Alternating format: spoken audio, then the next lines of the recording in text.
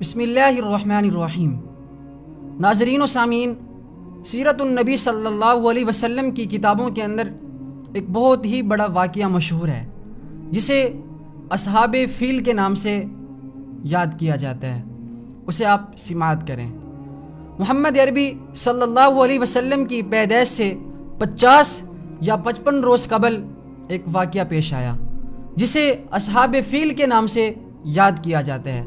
سیرت اور تاریخ کی کتابوں کے اندر بھی یہ واقعہ اسی اصحاب فیل کے نام سے مشہور اور معروف ہے، حتیٰ کہ قرآن کریم کی ایک سورہ فیل کے نام سے اسی واقعے کے پس منظر میں نازل ہوئی۔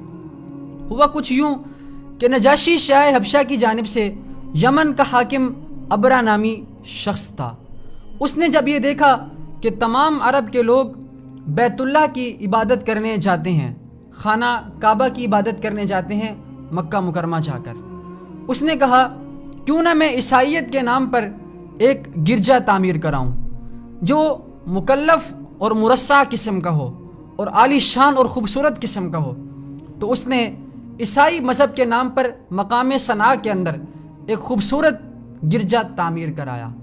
جب تمام عرب کے اندر یہ بات پھیل گئی تو عرب کے لوگوں میں سے قبیلہ کنانہ کا ایک آدمی آیا اور اس نے اس گرجے کے اندر پیشاب کر دیا اور پھر وہاں سے بھاگ گیا۔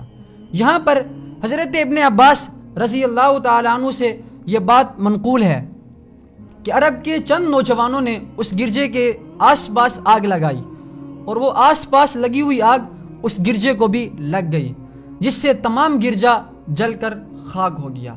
ابرہ کو جب اس چیز کا علم ہوا اور اس بات کا پتہ چلا کہ گرجا ختم ہو گیا جل کر، تو ابرہ نے وہاں پر قسم اٹھائی کہ جب تک میں خانہ کعبہ کو منہدم نہیں کر لیتا اس وقت تک میں سانس نہیں لوں گا۔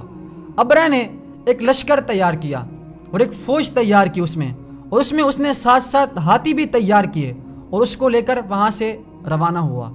جیسے ہی روانہ ہو جاتا ہے، راستے میں جب بھی کسی قبائل نے اس سے ٹکر لینے کی کوشش کی تو اس قبائل کو اس نے ختم کر دیا۔ جیسے ہی مکہ مکرمہ پہنچا تو اس نے آس پاس دیکھا کہ آس پاس عرب کے لوگوں کے مویشی چر رہے ہیں۔ اس میں 200 اونٹ حضرت عبد المطلب کے بھی چر رہے تھے۔ اس نے وہ تمام مویشی اپنے پاس قید کر لیے۔ قید کرنے کے بعد وہ وہاں سے ایک جگہ کے اوپر منتقل ہو کر بیٹھ گیا۔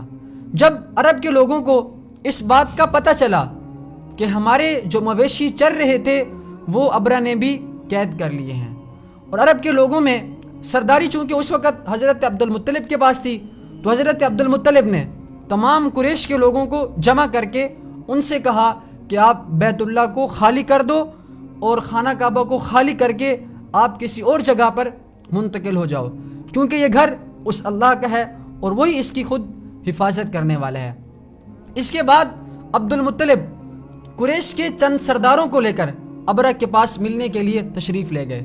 جیسے ہی ابرہ نے دیکھا کہ یہ سردار آ رہا ہے، ابرہ اپنی جگہ سے اٹھ کر استقبال کرتا ہے اور ایک شاندار استقبال کیا، کیونکہ اس وقت حضرت عبد المطلب کو جو اللہ نے حسن و جمال اور ایک دبدبہ اور روب دیا تھا اس کو دیکھ کر عرب کے لوگ ڈر جاتے تھے۔ ابرہ بھی اس چیز کو دیکھ کر ڈر گیا اور ان کے ساتھ نیچے ہی فرش پر اکٹھے بیٹھ گیا۔ اثناء گفتگو میں حضرت عبد المطلب نے کہا کہ میں اپنے اونٹوں کی رہائی کا مطالبہ کرتا ہوں۔ ابرہ نے کہا میں بہت ہی حیران ہوں کہ وہ ایک خانہ کعبہ جو تمہارے آباء و اجداد کے دین کا مذہب اور ملت ہے، تم اس کے بارے میں ایک بات بھی نہیں کر رہے اور تم اپنے اونٹوں کا سوال کر رہے ہو۔ لیکن میں قربان جاؤں حضرت عبد المطلب کے اس جواب کے اوپر جو انہوں نے ابرہ کو دیا، کہا کہ میں چونکہ اونٹوں کا مالک ہوں، میں اس لیے اپنے اونٹوں کا مطالبہ کر رہا ہوں، اور وہ اللہ اس گھر کا مالک ہے، وہ خود ہی اس کا مطالبہ کرے گا اور وہ خود ہی اس کی حفاظت کرنے والا ہے۔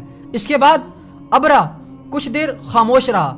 خاموش رہنے کے بعد اس نے حضرت عبد المطلب کے اونٹوں کی واپسی کرنے کا حکم دے دیا اور وہ اونٹ واپس کر دیے گئے۔ اس کے بعد حضرت عبد المطلب اور تمام رؤسائے قریش مل کر خانہ کعبہ میں چلے گئے اور وہاں جا کر اللہ تعالیٰ کے سامنے گڑ گڑا کر یہ دعا کی کہ اے اللہ تیرے گھر میں یہ ہونے والا ہے، یہ تیرا ہی گھر ہے، تو ہی اس کی حفاظت کرنے والا ہے۔ یہ لوگ جس پلان کے تحت آئے ہیں کہ اس کو ختم کر دیں، تو ہی انہیں ملیا میٹ کر دے، ان کا پلان انہی پر لٹا دے۔ ان کی دعا کے بعد، اس دعا کے بعد حضرت عبد المطلب نے تمام لوگوں سے کہا کہ یہ خانہ کعبہ خالی کر دو اور آپ کسی اور جگہ پر منتقل ہو جاؤ۔ ساتھ ساتھ خود عبد المطلب اپنا سامان لے کر اپنے ساتھیوں کے ساتھ پہاڑ پر چڑھ گئے، اور جیسے ہی وہاں پہنچے، ابرہ اپنا لشکر لے کر خانہ کعبہ کے منہدم کرنے کے لیے چل پڑا۔ جیسے ہی چلا، بحکم خداوندی، اللہ کے حکم کے ساتھ، چھوٹے چھوٹے پرندے اپنے پنجوں کے اندر اور اپنی چونچ کے اندر کنکریاں لیے ہوئے ابرہ کے لشکر پر گرانے لگ گئے۔ جو ہی کنکر گرتا تھا، اس کنکر کی جو رفتار تھی وہ گولی کی مانند ہوتی تھی، جس کو بھی لگتا تھا ابرہ کے لشکر میں سے، وہ وہیں پر ختم ہو جاتا تھا۔ یوں اللہ تعالیٰ نے ابرہ کے تمام لشکر کو نیست و نابود کر دیا، اور خود ابرہ اس طرح ہلاک ہوا کہ اس کے بدن کے اوپر چیچک کے دانے پڑ گئے، جس کی وجہ سے اس کا تمام جسم، تمام بدن، ایک ایک عضو گل کر سڑ کر خراب ہونا شروع ہو گیا۔ جب یوں ہوا تو ابرہ کا تمام جسم، اندر کا جو پیٹ ہے اور جسم ہے، وہ پھٹ پڑا، اور پھر وہاں سے دل اور کلیجہ باہر نکل کر دور جا پڑے۔ یوں ابرہ خود بھی ہلاک اور برباد ہوا۔ اس کے بعد اللہ کے حکم سے ایک سیلاب آیا، جس نے ان تمام مردار لوگوں کو بہا کر لے گیا۔ یوں ابرہ کا لشکر برباد ہوا، اور یہ واقعہ اصحاب فیل کے نام سے مشہور اور معروف ہے۔ انشاءاللہ پہرا جاری رہے گا۔